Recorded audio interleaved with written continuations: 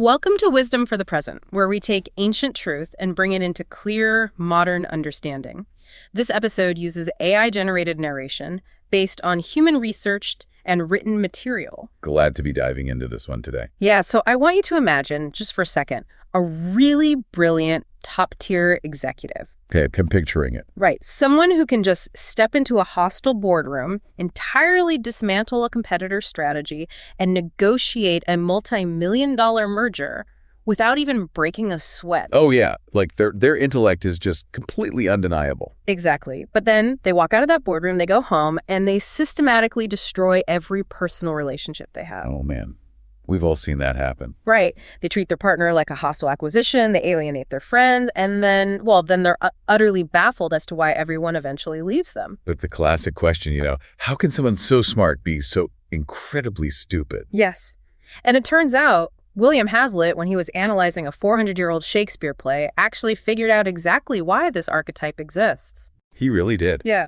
And his answer, which is basically what we're going to tear into for this whole deep dive, it completely redefines how we understand intelligence. It's totally paradigm shifting. It gets into emotional blindness and those tiny invisible choices that just rot our character from the inside out. It's a remarkable diagnosis of the human condition, honestly. Our mission today is to explore this ancient British play, Cymbeline. But just to be clear to everyone listening, we are completely bypassing the surface-level historical drama, right? Well, absolutely. We are not treating this as some dusty artifact about kings and Roman battles. Thank goodness. Yeah, we're looking at it exclusively through the piercing analytical lens of William Hazlitt's literary commentary. Because Hazlitt treats Cymbeline not as a political thriller, but, as a really intricately detailed psychological study. And it really is a labyrinth of human psychology. I mean, we're looking at the tension between the safety of isolation and the immense risk of actual living. We're going to examine how casual, everyday cruelty permanently rewires the brain. Which is terrifying, by the way. And we're also going to look at the sheer danger of living an artificial life. But before we get into the psychology, we have to ground ourselves a bit. Cymbeline has a famously convoluted plot. It's notoriously messy, so yeah, we need a map of this world before we start walking through it. Definitely. It's a crucial starting point. So the world of Cymbeline is defined by a deeply toxic environment, basically. Right, the royal court of ancient Britain. King Cymbeline is the ruler, but he is, he's weak, he's easily manipulated, and completely under the spell of his second wife. A wicked queen. And she has a son from a previous marriage, Cloten, who is just arrogant and aggressively entitled. He's the worst. But the true moral center of this chaotic world, and basically the anchor for Hazlitt's entire commentary, is Cymbeline's daughter from his first marriage. Right.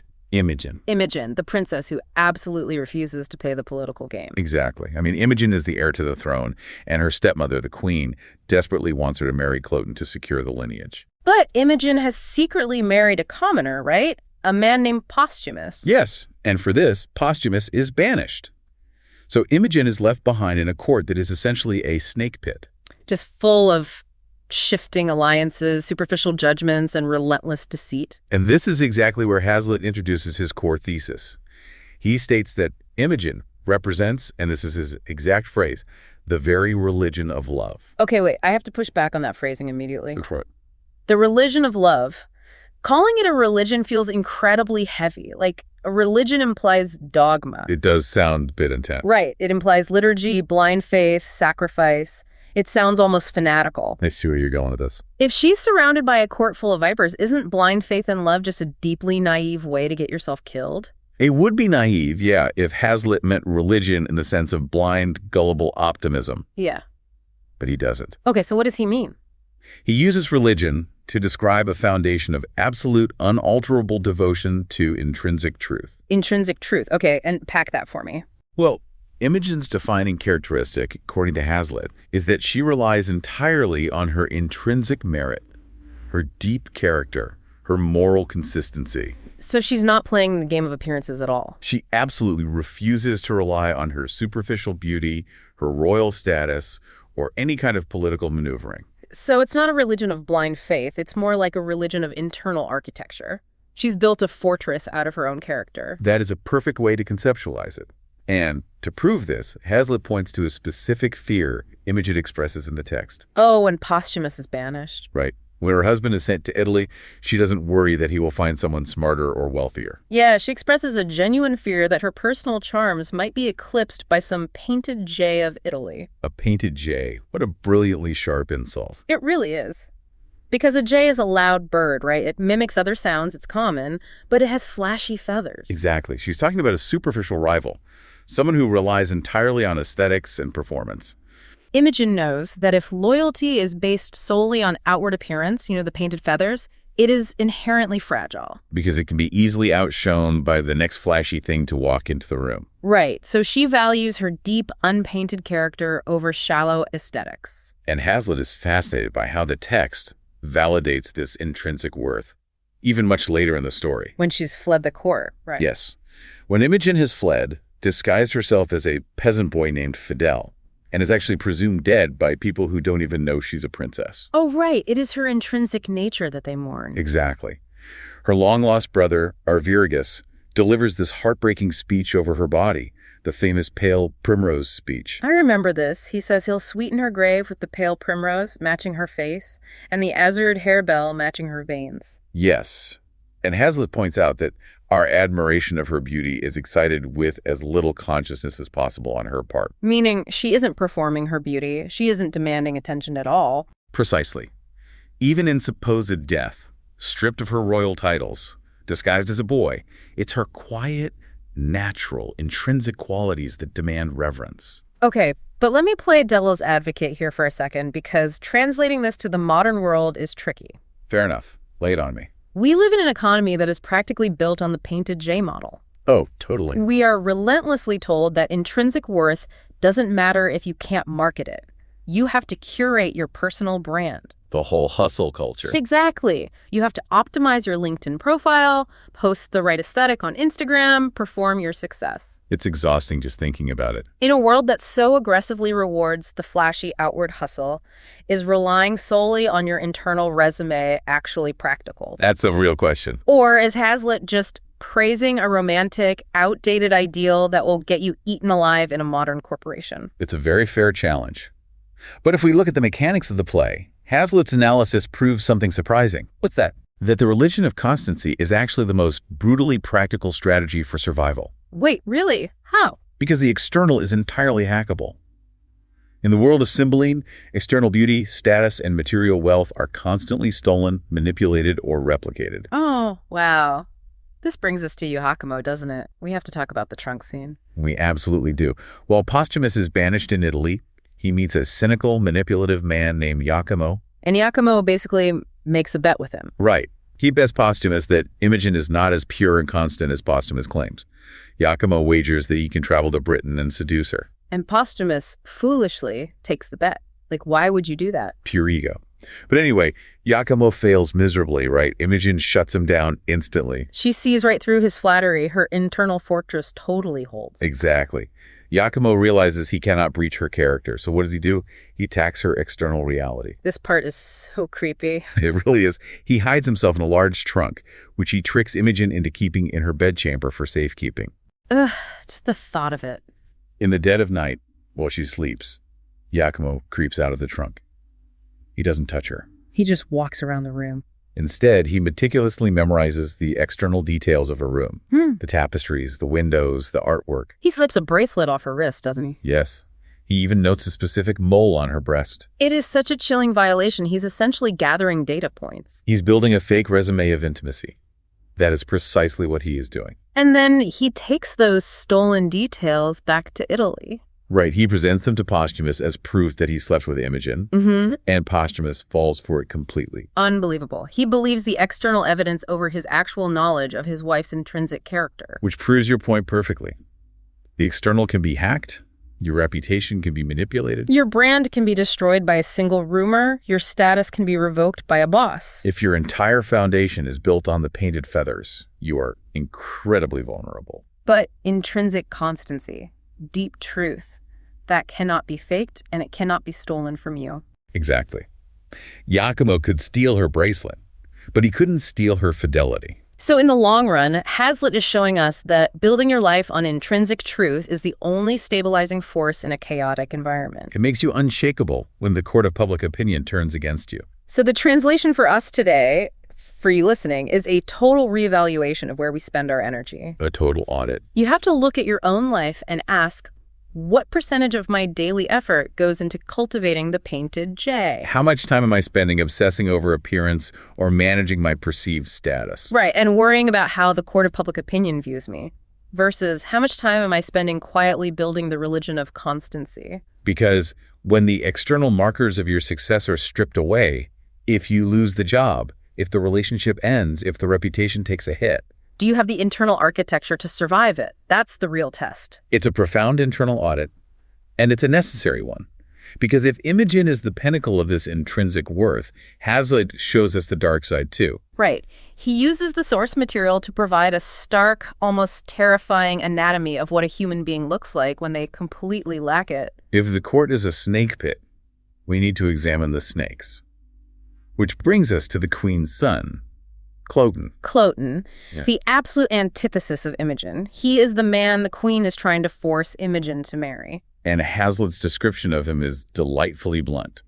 He calls Cloten a conceited booby lord. A booby lord. It Yeah. paints a very specific, pathetic picture, honestly. It really does. He's arrogant, deeply entitled, and completely oblivious to how repulsive he is to the people around him. He is a man who views human connection entirely as a transaction of power.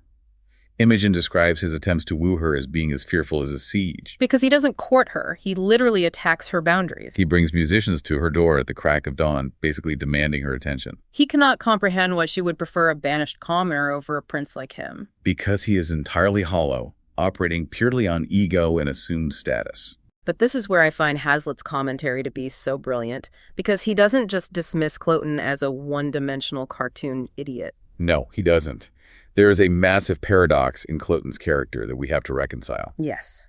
Hazlitt points out that despite being an absolute fool in matters of love and basic human empathy, Cloten is shockingly shrewd in matters of state. This is the part I really struggle with. Set the scene for us. How on earth is he shrewd? Well, the Roman Empire sends an ambassador, General Lucius, to demand that Britain pay its historical tribute to Rome. And King Cymbeline is hesitant, right? Right. But Cloten steps forward and aggressively, articulately pushes back against the greatest military power on earth. What does he say? He says essentially, why tribute? If Caesar can hide the sun from us with a blanket or put the moon in his pocket, we will pay him tribute for light. Else, sir, no more tribute. That's actually a pretty good line. It is. He argues that Britain is a world unto itself, separated by the ocean, and shouldn't bow to foreign extortion. Okay, stop right there. I do not buy that a booby lord who can't even read the room when a woman is visibly disgusted by him can suddenly deliver a masterful geopolitical negotiation. Seems impossible, doesn't it? How does that make sense? What are the mechanics of his intellect here? If he's emotionally dead, how is he politically sharp? This is the exact paradox Hazlitt zeroes in on, and his explanation is one of the most enduring pieces of wisdom in the entire commentary. I'm ready, lay it on me. Hazlitt writes, folly is as often owing to a want of proper sentiments as to a want of understanding. Let me just absorb that for a second. Folly is as often owing to a want of proper sentiments as to a want of understanding. Think about what that actually means. Cloten is not lacking in raw cognitive processing power. So he doesn't lack understanding. No, he grasps leverage. He understands national pride. He can logically deduce that an island nation has geographic advantages against a land-based empire like Rome. His brain works fine. His brain works perfectly fine. What he lacks is proper sentiments. So empathy, emotional intelligence, a moral compass. Precisely. Hazlitt is arguing that emotional intelligence is a distinct, necessary cognitive function. Which is huge because we typically define folly or foolishness purely as a lack of brain power. We think foolish people are just unintelligent. But Cloten proves that the most destructive kind of folly comes from a disconnected heart. You can possess massive raw intellect. You can be a genius at systems and strategy. But if you lack proper sentiment, your life will still be defined by foolishness. You will still lay fearful siege to the people around you, completely blind to the damage you are causing. This is exactly the archetype we talked about in the very beginning. Yes, the brilliant executive who destroys their family. Or the tech genius who can write world-changing code, who understands complex algorithms perfectly, but who treats their employees like disposable cogs. Because they view every interaction as a zero-sum game of leverage. They have understanding, but absolute zero sentiment. And Hazlitt's warning is that pure intellect, unmoored from sentiment, is a profound obstacle to growth. Cloten is dangerous because his intellect gives him power. Right. But his lack of sentiment means he uses that power exclusively to gratify his own ego. He ends up pursuing Imogen into the wilderness, doesn't he? Yes, wearing her husband's clothes in this bizarre, twisted attempt to dominate her. And it ultimately leads to his own violent death. His intellect couldn't save him from his emotional blindness. So the practical reflection here requires a brutal level of self-awareness. If you're listening to this, think about the last time you made a significant mistake. A blown project at work, a massive argument with a partner, a friendship that fell apart. When you evaluate that failure, was it really a failure of intellect? Did you just not have the right data? Or, if you are being relentlessly honest, was it a failure of proper sentiment? Did you understand the mechanics of the situation perfectly well, but completely fail to honor the humanity of the person on the other side of it? Because if you don't diagnose the lack of sentiment, no amount of intellectual optimization will ever fix the problem. That is a critical diagnosis to make early.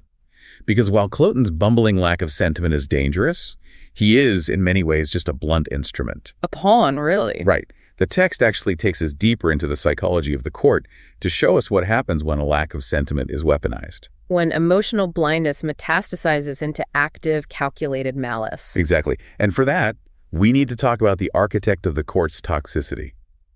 Cloten's mother, the Queen. Oh, the Queen in Cymbeline is a masterclass in hypocrisy and hidden cruelty. She really is. She presents herself as a loving wife to Cymbeline and a doting mother to Cloten, but she is systematically plotting to secure absolute power. And to understand her psychology, Hazlitt points us to a highly specific, chilling interaction she has with the court physician, right? Yes, a man named Cornelius. This scene is terrifying because it feels so modern in its rationalization. Walk us through what she asks him to do. So the Queen approaches Cornelius and asks him to supply her with poisonous compounds. Just casually asking for poison. Right. But she is far too cunning to say, I need poison to murder my political rivals. She disguises her malice as intellectual pursuit. Oh, clever. She claims she wants these compounds for scientific curiosity. She tells Cornelius she only intends to test them on, quote, creatures not worth the hanging, like stray cats and dogs. He's so dark. She argues that observing the effects of these poisons will advance her medical knowledge and ultimately serve the kingdom. It is the ultimate rationalization of cruelty. It's for science. It's only a small thing. It's an insignificant animal. It doesn't really matter. She is trying to bypass his conscience by minimizing the victim. Yes. But Cornelius is essentially the whistleblower of the play, isn't he? He absolutely is. He sees right through her intellectual facade. He knows she is dangerous, and he knows these poisons will eventually find their way into human cups. So what does he do? He secretly swaps out the lethal poisons for a compound that merely induces a deep, death-like sleep. Smart man. But as he hands the box over to her, he delivers what is arguably the most vital physiological insight in the entire text. I remember this line. He warns her, Your Highness shall from this practice but make hard your heart. Shall from this practice but make hard your heart. We really need to unpack the mechanics of what he's saying there. Let's do it. Because he's not just giving her a generic moral scolding, he's diagnosing an actual biological reality of the human soul. How do you see the mechanics of it playing out? Well, think about algorithmic radicalization on social media. It's a perfect metaphor for what Cornelius is describing. Okay, I follow. When you first join a platform, your feed is relatively neutral. But then you see a post that is slightly mean-spirited. Maybe it mocks a politician you dislike or celebrity. A creature not worth the hanging, so to speak. Exactly. It's a small cruelty. You like the post. The algorithm notes that interaction. Tomorrow it feeds you something slightly more aggressive. And you engage again. Slowly, imperceptibly, the algorithm narrows your reality, feeding you more and more vitriol until your entire digital world is defined by outrage and cruelty. And Cornelius is arguing that the human heart operates on the exact same algorithmic principle. Yes. The queen thinks she can compartmentalize her cruelty. She thinks she can experiment on animals and keep her humanity intact for the people she supposedly loves. But Cornelius is telling her, no, you don't understand your own internal wiring. The danger isn't just the harm done to the victim. The real danger is the slow, permanent hardening of the perpetrator. Every act of casual cruelty trains the algorithm of your soul to be more ruthless. Hazlitt notes this brilliantly, by the way. He points out that Cornelius's answer is not just a tacit reproof of her hypocrisy, but a profound lesson of humanity. The text is warning us that our actions do not exist in a vacuum. They are practices. Shell from this practice, but make hard your heart. Practice makes permanent. You cannot engage in malice in the shadows and expect to remain a creature of light in public. And look at how this plays out for her. The queen's trajectory proves Cornelius entirely right. It absolutely does. By the end of the play, the queen's plots fall apart and she descends into madness and despair. She goes completely off the deep end. On her deathbed, Cornelius reports her final confessions, and the hardened heart is revealed in its entirety. What does she confess? She confesses that she never loved King Cymbeline. She only married him for greatness and basically abhorred his physical person. Wow. She confesses she intended to poison him, and she admits she viewed Imogen as a scorpion to her sight. So her heart didn't just harden against her enemies, it calcified against everything, ultimately destroying her from the inside out. It's a terrifying warning for us today, because frankly, we are swimming in an ocean of casual cruelty. We are practically encouraged to practice it. Totally. Think about how we handle conflict online. The way people leave absolutely devastating, dehumanizing comments on a stranger's post because that person is just an avatar on a screen. A modern creature not worth the hanging. Or think about how we talk about people from different political tribes behind closed doors. We rationalize it. We say, oh, they deserve it, or I'm just fighting for my team. But the text forces us to recognize our own complicity in our moral decay. The queen believed her rationalizations right up until the very end. We want to believe that our small, cynical actions are justified, but the physiological mechanics of morality don't care about our rationalizations. So the translation here is deeply uncomfortable. What small, seemingly justifiable practices of cynicism, harshness, or casual cruelty are you engaging in right now? Is it a specific, demeaning tone you use with a subordinate at work? Is it participating in gossip that actively tears down a colleague? Is it the way you speak to service workers when you are stressed? You have to identify the practice. Because while it might not seem like a big deal in the moment, it is quietly and systematically training the algorithm of your heart to harden. And breaking that algorithmic cycle is incredibly difficult once it starts. In fact, within the narrative of the play, escaping the hardened, toxic environment of the court requires a radical geographic shift. The text takes us completely out of the palace intrigues and drops us into the wild, rugged mountains of Wales. And in doing so, it sets up one of the most compelling philosophical debates in literature. Yes. We trade the claustrophobia and the poison of the court for the wide-open wilderness. We move from the artificial to the natural. Let's set the context for this shift. We meet a character named Belarius. Who is he, and why is he living in a cave of all places? So, Belarius was once a great loyal lord in King Cymbeline's court. He fought bravely for the king. But in a classic display of the court's toxicity, two villains falsely accused Belarius of treason. And Cymbeline, being weak and easily swayed, believed the lies and banished Belarius, stripping him of everything. A profound betrayal. He gave his life to the king, and the king threw him away. Exactly. Belarius was deeply traumatized by this injustice. So in retaliation, and to protect them from the corruption of the court, Belarius stole Cymbeline's two infant sons. Guiderius and Arviragus. Right. He fled to the mountains of Wales and raised the boys in a cave, completely unaware of their royal blood. And when we meet them, 20 years have passed? Yeah, 20 years. The boys are young men, strong and capable, but they have never known anything outside their mountain hunting grounds. And Hazlitt clearly loves this section of the play. He really does. Hazlitt notes how these romantic scenes provide a fine, necessary relief to the intrigues and artificial refinements of the court. He praises the wildness and simplicity of their mountain life. But Shakespeare isn't just giving us a change of scenery.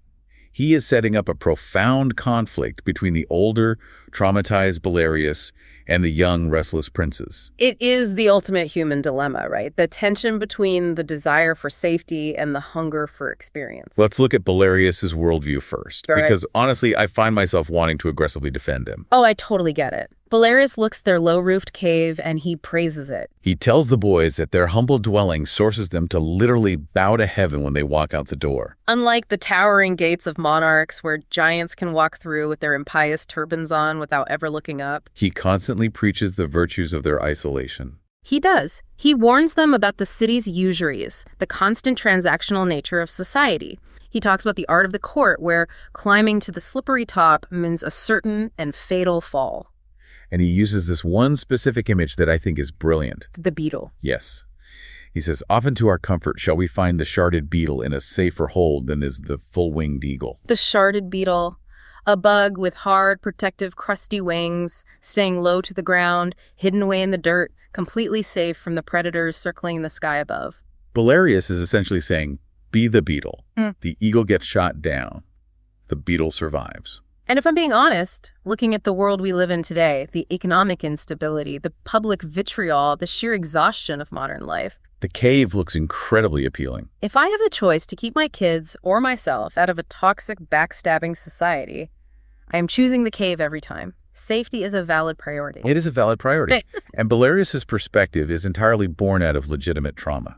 He knows exactly how cruel the world can be. He genuinely believes he is giving these boys a gift by keeping them hidden. He argues that doing nothing is richer than chasing unpaid-for silk in the city. But the genius of the play is that it gives equal voice to the opposing side. Because the boys are simply not buying his philosophy. No, they are absolutely suffocating. Arviragus pushes back with pure, unadulterated frustration.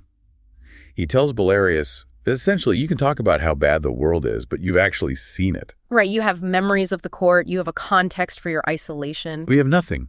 They feel like beasts, hunting for prey, eating and sleeping with no greater purpose. And then Arviragus delivers this crushing line, "Our cage we make acquire, as doth the prisoned bird, and sing our bondage freely." Sing our bondage freely. What a devastating realization. They recognize that a comfortable, safe prison is still a prison. And this is where Hazlitt's commentary cuts to the bone.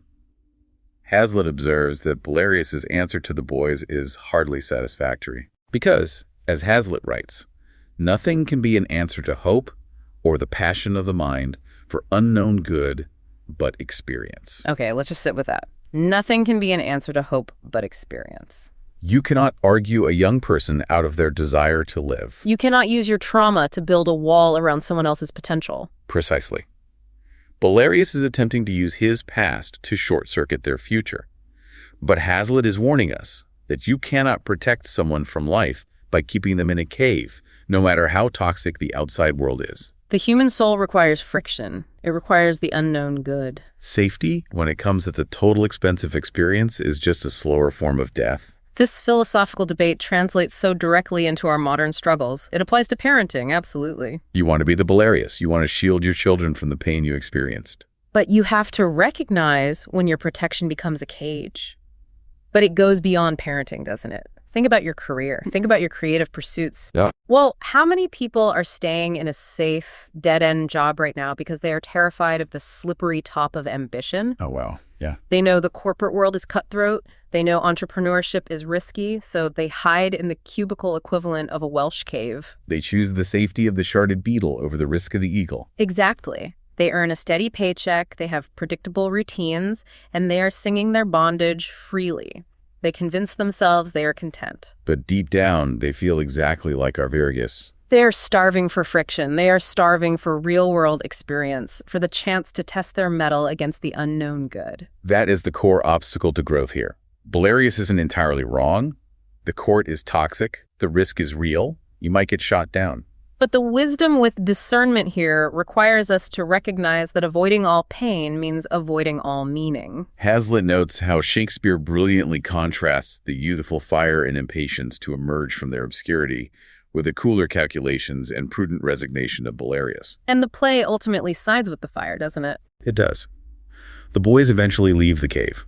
They enter the massive battle between Britain and Rome, and their courage turns the tide of the entire war. They couldn't do that from the cave. So the challenge for you, listening right now, is to look at where you are playing the sharded beetle. In what area of your life are you choosing a safe, hidden dirt hold over spreading your wings? Are you using the comforts of your life, your steady income, your predictable, unchallenged routines, to mask the fact that you are deeply unfulfilled.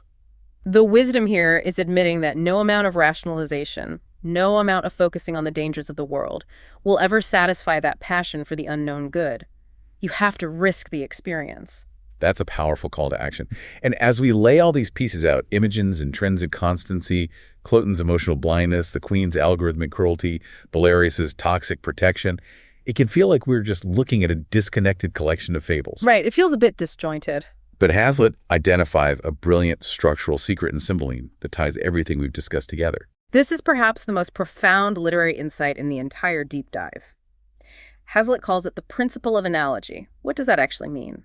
Hazlitt argues that Cymbeline, despite its sprawling, chaotic plot, is actually one single continuous feeling explored through different characters. Interesting. He says that while the striking contrasts between the characters are obvious, what we miss is Shakespeare's use of the principle of analogy to reconcile the greatest diversities of character and to maintain a continuity of feeling throughout. So he's saying everyone is dealing with the exact same issue, just wearing different masks. Exactly. Hazlitt maps out the entire play along a spectrum of one core theme: fidelity, loyalty, attachment. Think about it. The main plot is driven by Imogen's pure, unalterable fidelity to her husband. That is the healthy baseline. But look around the edges of this story. You have Bassanio, a servant, who demonstrates a noble, duty-bound, faithful attachment to his mistress, refusing to murder her even when ordered to. Okay, so that's a variation of healthy fidelity. Right. But then look at the darker characters. Belarius stealing the princes and hiding them for 20 years. Hazlitt describes his actions as an obstinate adherence to his purpose. It is a warped, toxic fidelity to his own resentment and trauma. And Cymbeline himself. Hazlitt points out King Cymbeline's blind, luxurious confidence in his wicked queen. He is loyal to her to a fault. It is a foolish, destructive fidelity to an illusion. Hazlitt writes that all these separate plots, all these different characters, are so many lines of the same story, tending to the same point. They're different inflections of the same predominant principle melting together, as he beautifully puts it, like chords in music. Like chords in music. That changes how you read the play, but more importantly, it completely changes how you read your own life. If you want a modern translation of this, think about the current chapter of your life as a play. Look at the cast of characters currently causing friction in your world. Your boss, your partner, your sibling, your friend. We almost always look at our conflicts as isolated, chaotic incidents. We think, my boss is a micromanager, my partner is withdrawing emotionally, and my sibling is being overly sensitive. It feels like overwhelming noise. But Hazlitt is challenging us to look for the analogy. Right. If you step back and look at the whole board, you might realize that all these seemingly different conflicts are actually just different inflections of the exact same underlying theme. Maybe the theme of your current life chapter is control. Your boss is exerting toxic control at work. Your partner is withdrawing to avoid being controlled. And you are feeling anxious because you realize you lack control over your own trajectory. It's all the exact same chord, just being played on different instruments in different rooms of your life. This is a remarkable tool for emotional intelligence and conflict resolution. When you feel surrounded by chaos, you don't have to solve a dozen different isolated problems. You just have to find the chord. Once you identify the underlying theme, whether it's a fear of abandonment, a struggle with boundaries, or a crisis of identity, the chaos suddenly snaps into focus. You can stop reacting to the individual symptoms and start addressing the root melody that is playing through all your relationships. But once you hear that underlying melody, once you see the chaos clearly, how do you resolve it? How do you bring the chaotic chords to a satisfying, harmonious close? This brings us to the final act of Cymbeline, and a blueprint for resolution that is, frankly, shocking.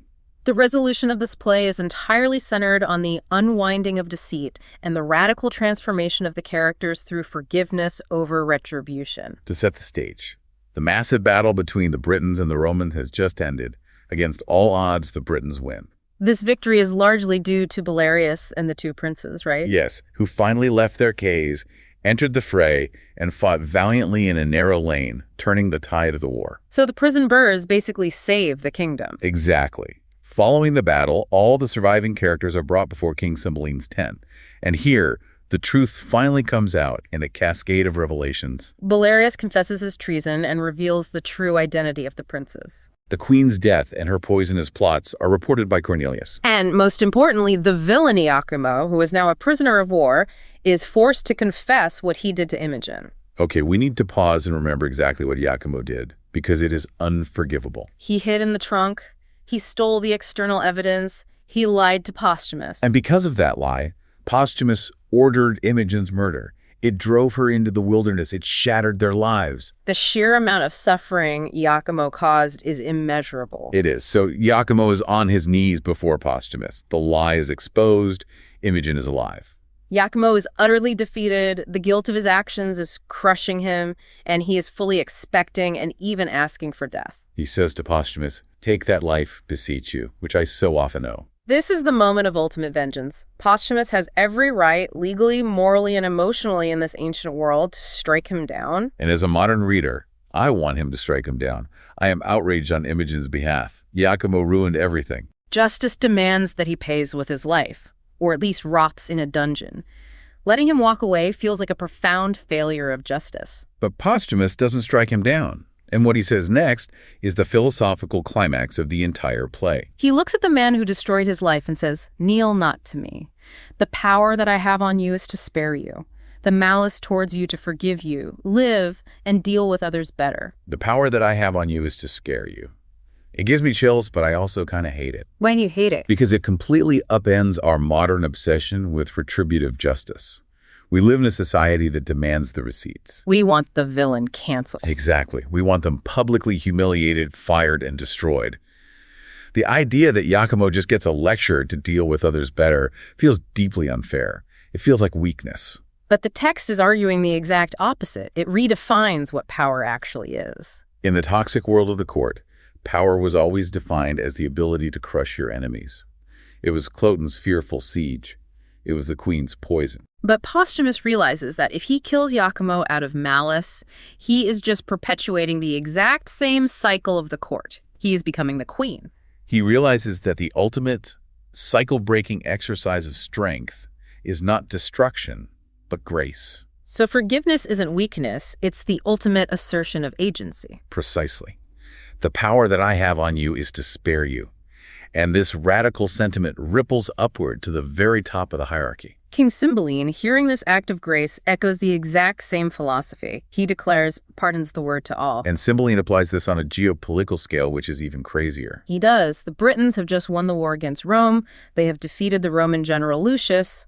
By every rule of the ancient and modern world, Cymbeline owes Rome absolutely nothing. He holds all the cards. But what does he do? He voluntarily agrees to pay the Roman tribute anyway. He says, although the victor, we submit to Caesar, promising to pay our wonted tribute, from the which we were dissuaded by our wicked queen. Again, a modern political strategist would scream at Cymbeline, "You won the war. Why give up your leverage? Secure the bag." Because Cymbeline realizes that true sovereignty isn't about hoarding leverage. He recognizes that the original refusal to pay the tribute was rooted in the queen's malice and Cloten's arrogant folly, not in true national strength. He chooses peace over pride. He understands that holding on to malice, even completely justified malice, keeps you chained to the person who wronged you. It keeps the algorithm of the hardened heart running. To forgive isn't to say the wrong didn't matter. It's to say, I am severing the power this wrong has over my future. I am refusing to let your cruelty dictate my character. That is the deepest wisdom of the text. Grace is the only mechanism capable of breaking the chaotic chords of the court and bringing the harmony Hazlitt describes. So the practice for you today is the hardest challenge we've discussed. I want you to identify one area in your life right now where you have won the war. Maybe you have the absolute upper hand in a bitter divorce proceeding.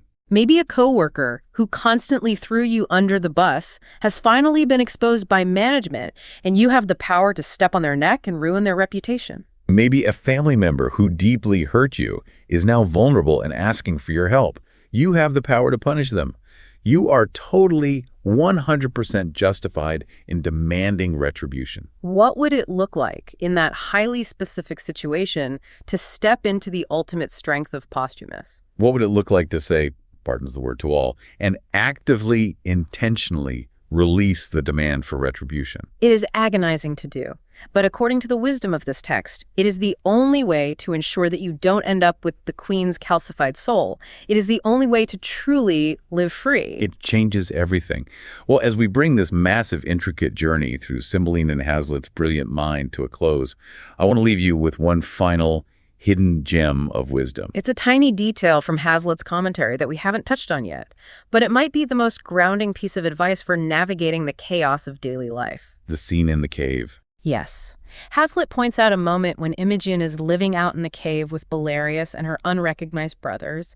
She becomes incredibly sick. The brothers, who have grown to love her deeply, want to cancel their daily hunt. They want to stay behind, break their routine, and dote on her. It seems like the loving, natural thing to do, but Imogen flatly refuses to let them stay. She tells them to go. She says, "Stick to your journal course. The breach of custom is breach of all." Stick to your journal course, meaning your daily routine, your foundational habits. Exactly. We live in a culture that constantly tells us to break the rules, to disrupt the norm, to be spontaneous, and to let our shifting emotions dictate our daily actions. When crisis hits, our first instinct is to abandon our routines. But Imogen, the character who represents the very religion of constancy, knows that when life gets chaotic, when sickness or trouble or toxic court politics inevitably hit, abandoning your fundamental routines only invites more chaos. There is a profound, heroic wisdom in simply honoring your daily commitments. Sometimes, when the world feels like an uncontrollable shifting snake pit, the most powerful thing you can do to maintain your moral compass is to just wake up, do your work, and stick to your journal course. That's the heart of this section. This is wisdom for the present, where understanding leads to clarity, and clarity shapes how we see and live. We'll see you in the next episode.